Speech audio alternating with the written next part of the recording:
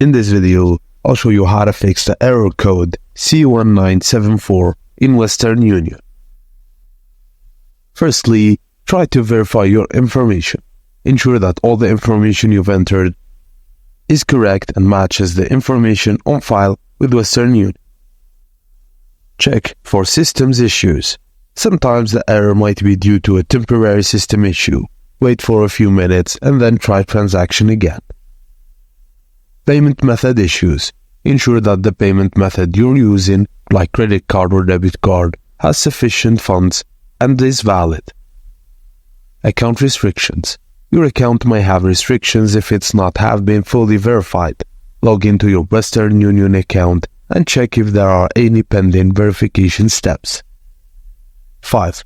Clear browser cache and cookies. Clearing your browser's cache and cookie can help you resolve the issue related to this error. You can also contact the Western Union support or check for regional restrictions on your country. And that's it, guys. Thank you for watching, and please don't forget to like and subscribe for more.